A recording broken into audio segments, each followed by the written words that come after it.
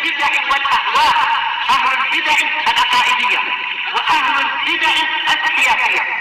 أنا أقول بيننا وبينكم السلف، بيننا وبينكم الكتب، كان فيقول البدع بيننا وبينكم. Bismillahirrahmanirrahim. Alhamdulillah wassalatu wassalamu ala Rasulillah wa ala alihi wa sahbihi wa man walah. Amma ba'd. Kita lanjutkan bacaan kita terhadap syarah Lum'atul I'tiqad yang disyarah oleh Syekh Shalih Al-Fauzan hafizahullah taala wa ra'ah. Kita masih berada pada kalamnya Imam Ahmad bin Hanbal Abu Abdullah Asy-Syaibani, Imam Ahli Sunnati wal Jamaah. Kita lihat sini. Qala al-Imam Ahmad rahimahullah taala, bagian atas halaman 48, bagian atas itu matanya, barakallahu fikum. Dilihat baik-baik matanya itu. Wala nata'addal Qur'an wal hadis. Dan kita tidak melewati, tidak melampaui batasan Al-Qur'an dan hadis. Dalam masalah asma wa sifat, Ahlus Sunnah tidak melewati, melampaui batasan hadis dan Al-Qur'an. Yang ada dalam Al-Qur'an, yang ada dalam hadis, itulah yang kita ambil. Karena masalah asma wa sifat apa kemarin? Tauqifiyah. Apa tauqifiyah? Dibangun di atas dalil Al-Qur'an dan As-Sunnah, bukan bikin sendiri. Enggak boleh kita bikin sendiri. Paham ya? Asma wa sifat enggak boleh kita bikin sendiri. Enggak ada akal ikut campur situ. Paham ya? Harus berlandaskan, berhenti di atas dalil Al-Qur'an dan As-Sunnah. Oleh karena itu beliau mengatakan wala nata'addal Qur'an wal hadis. Dan kita tidak melewati, tidak melampaui batasan Al-Qur'an dan hadis. Masya Allah. Kita lihat bawah itu. Qala Syekh Shalih Al-Fauzan hafizahullah ta'ala wa ra'ah, hadza yu'akkidu ma sabaqa anna al-asma' wa sifati tauqifiyatun. Masya Allah. Ini menguatkan ungkapan perkataan yang telah lewat bahwasanya nama dan sifat tauqifiyah.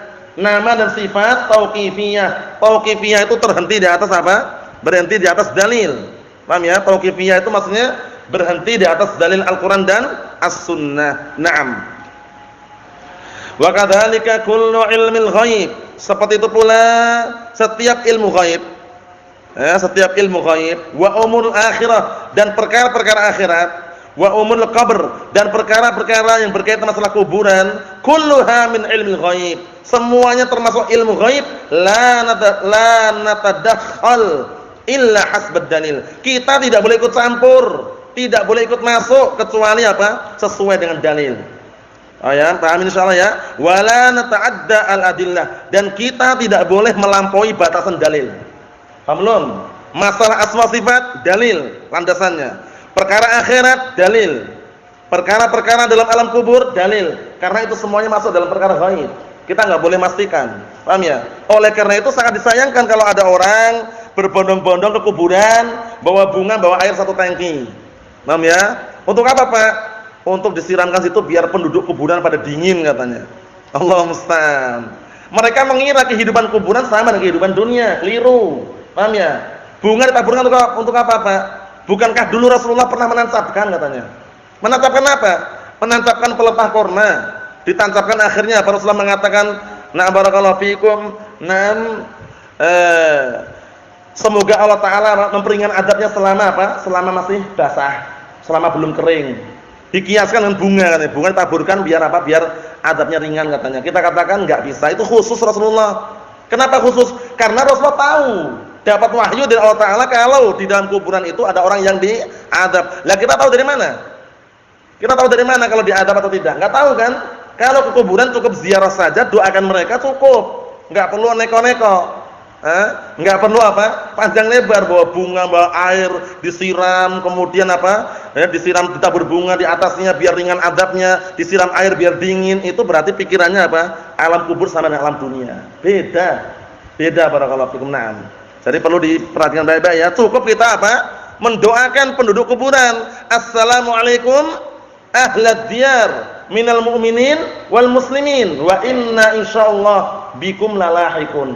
Nas'alullaha lana wa lakumul afiyah. Cukup sudah. Paham ya? Nah, barakallahu fikum, enggak perlu pakai bawa bunga, bawa air, enggak perlu.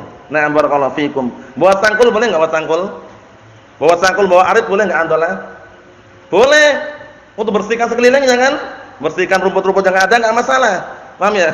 Nah, barakallahu fikum enggak masalah. Tapi kalau bunga sama air tadi itu dengan anggapan bahwasanya biar dingin, biar apa adabnya ringan, itu tidak diperkenankan karena perkara ghaib semuanya apa? Semuanya harus berlandaskan dalil. Naam. Kita lihat atas lagi kalamnya Al-Imam Ahmad yang dinukilkan oleh Imam Ibnu Qudamah di atas itu. Qala Imam Ahmad rahimahullah taala wala na'lam kaifa kunhu dzalik illa bitasdiqir Rasul sallallahu alaihi wasallam wa tasbitil Quran. Masyaallah. Dan kita tidak mengetahui bagaimananya bentuknya, hakikat kenyataan nama dan sifat kecuali dengan apa? Membenarkan Rasul dan menetapkan, kecuali dengan pembenaran Rasul dan penetapan dalam Al-Qur'an. Kita enggak bisa. Allah Ta'ala punya tangan, punya tangan. Bagaimana tangannya ya? Mikirkan, bayangkan, enggak bisa. Kenapa enggak bisa? Karena kita enggak bisa. Kenapa enggak bisa? Karena Rasulullah dan Allah Ta'ala sendiri tidak menyebutkan hakikatnya.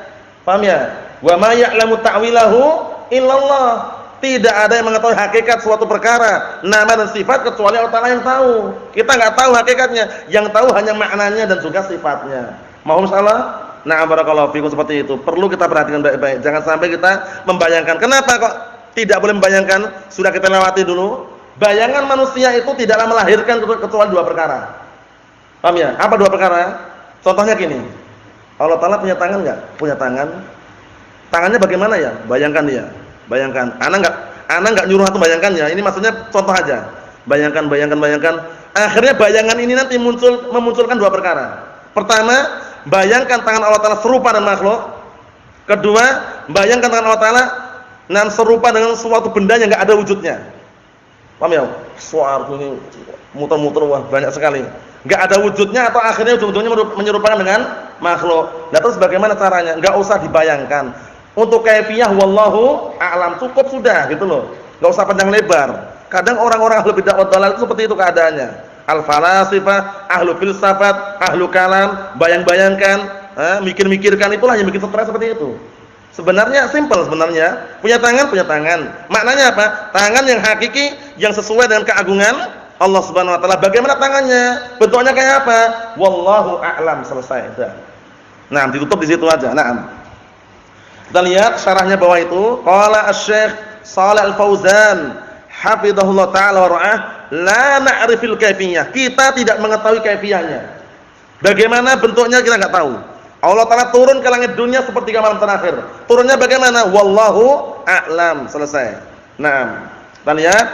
Nahnu na'riful ma'na. Masya Allah. Kita tahu maknanya.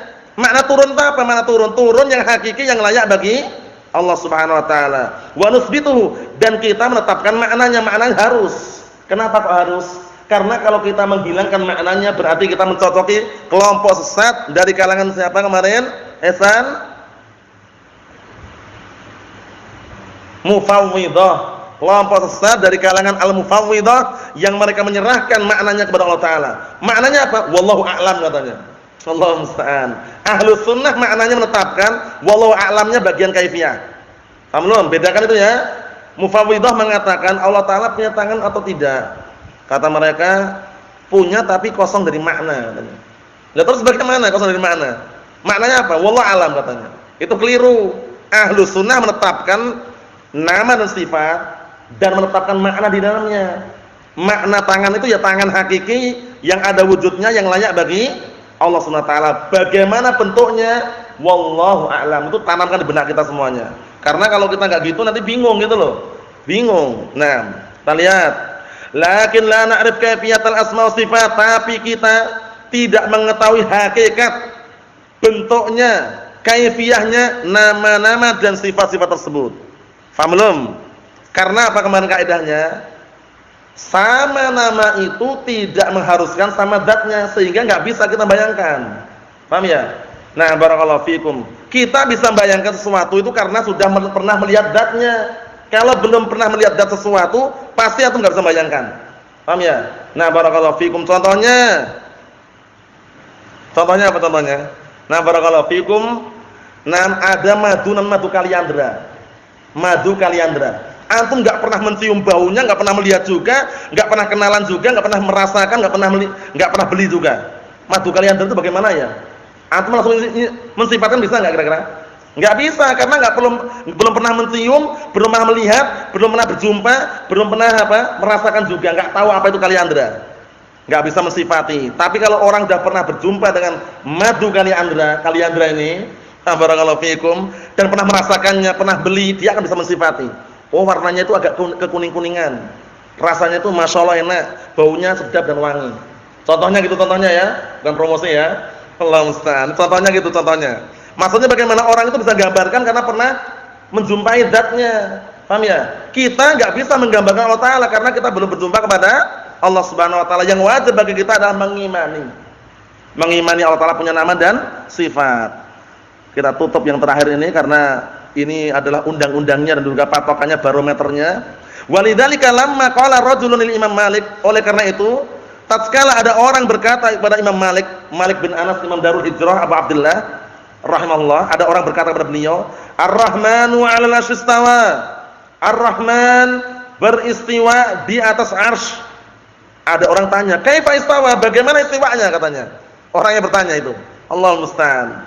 Yas'aluhu 'anil kaifiyah. Orang itu tanya tentang bagaimana istiwanya, bentuknya kayak apa. Dijawab oleh Imam Malik. Tapi sebelum jawab beliau sempat menundukkan kepala. Fa'atraqal Imam Malik rahimahullah taala, beliau menundukkan kepalanya gini. Tsumma rafa'a ra'sah, kemudian angkat kepalanya. Waqad 'alathu ruhadha, yakni al-araq. Sungguh telah naik keringatnya. Beliau keluar keringat banyak sekali. Kenapa? Hayaan minallah. Malu terhadap Allah Ta'ala dengan pertanyaan tadi itu. Kok orang itu langsung nanya gitu loh. Bagaimana istiwanya, malu itu untuk menjawabnya. Karena yang tanya bagaimananya, bentuknya gitu ya. Faqal, akhirnya beliau menjawab, istiwa'u ma'lum. Al-istiwa' ma'lum. Istiwa itu dari ketahui maknanya. Maknanya apa sih? Al-'ulu wal irtifa', meninggi di atas. Paham ya? Nah, adapun definisi al-'ulu wal istiqrar ini, nah sebagian para ulama mengkritik karena apa? Karena ada kemungkinan yang lain yang mungkin negatif maknanya. Sehingga yang tepat adalah al-'ulu 'ala wartafa'a, istawa 'ala wartafa'a, tinggi di atas. Paham ya? Nah, barakallahu fikum. Kita lihat, al-istiwa'u ma'lum. Istiwa itu sudah diketahui maknanya. Wal kaifu majhul. Bagaimananya? Bentuknya majhul, enggak diketahui. Enggak diketahui oleh siapa? Enggak diketahui oleh kita. Ya, na'am. Wal imanu bihi wajibun. Mengimani itu wajib. Beriman tentang istiwanya Allah Ta'ala wajib. Wasu'alu anhu bid'atun. Pertanyaan tadi itu tentang bagaimana istiwanya bid'ah. Akhirnya beliau marah. Wa ma araka illa rajulun su'. Aku tidak memandang dirimu kecuali kamu itu lelaki jelek. Paham ya? Summa amara bihi, kemudian beliau merintahkan untuk orang tersebut fa ukhraj minal majlis. Akhirnya orang tadi dikeluarkan dari majelisnya. Kenapa dikeluarkan? Khawatir nanti membisi-bisi atau khawatir dengan pertanyaan tadi membuat yang lainnya itu pada bingung dan juga kena syubhat. Paham ya? Imam Malik menyuruh dia agar dikeluarkan dari majelisnya. Syahidnya barakallahu fikum, patokan ini jangan sampai terlupakan. Semua nama dan sifat patokannya tadi itu. Kalau ada orang tanya, Allah Ta'ala punya tangan enggak? Punya tangan enggak? Punya. Tangannya bagaimana? Bagaimananya kita enggak tahu. Paham ya? Mengenai tangannya maknanya sudah maklum. Mengimani tentang tangan wajib. Pertanyaanmu bid'ah, keluar sana. Contohnya gitu contohnya. Allahul musta'an. Assalamualaikum warahmatullahi wabarakatuh. Fid dunya wal akhirah walhamdulillahirabbil alamin.